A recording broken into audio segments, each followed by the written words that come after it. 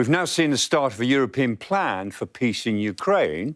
The Prime Minister laid out a four-point plan focusing on military aid, Ukrainian sovereignty and economic pressure on Russia, but also what Sir Keir called a coalition of the willing, countries that would work with Ukraine on a peace deal and potentially be part of some sort of peacekeeping force.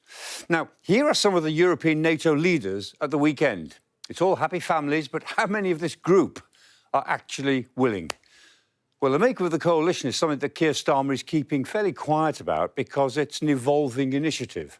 It definitely includes the United Kingdom and France because it's their idea, and it likely also includes Italy and Canada and maybe the Netherlands and perhaps the small Baltic states. But beyond that, it's pretty uncertain. Spain has ruled out participation.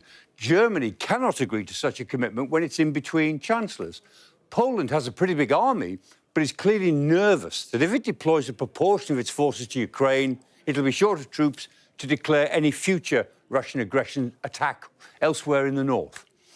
So the UK will be a key participant. But of its available forces, there would likely be only about, say, 5,000 on the ground at any one time. And there needs to be 3 times as many troops to be available for whatever number is deployed. So, depending on the involvement, the RAF could play a part. Britain's Typhoons and F-35 fighter jets will be a real asset. But there are only a handful of squadrons of each of those, and they'd be working very, very hard. Now, France has more than 110,000 troops, but again, nowhere near that number would be deployed, and they still need 3 times as many as however many they have on the ground. France also has Rafale and Mirage jets. They're very good, but not enough squadrons to do a major, enduring enforcement operation. And the rest of NATO pales in comparison to US military capability. And without the US, Russia may challenge European-only forces and increase the likelihood that they'd either have to fight or withdraw. And what about NATO's famous Article 5? Now, this is the popular understanding that an attack on one is an attack on all. Now, it won't be much help in forces operating outside the NATO area, and even inside the NATO area. Article 5 seems to have become somewhat conditional.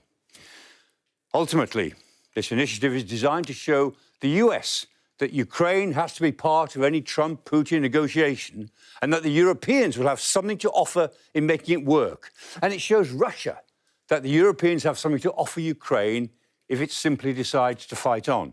The question is whether they are brave enough to dare Russia to take them on militarily if the US is not backing them up, and whether the Russians will be confident enough to try.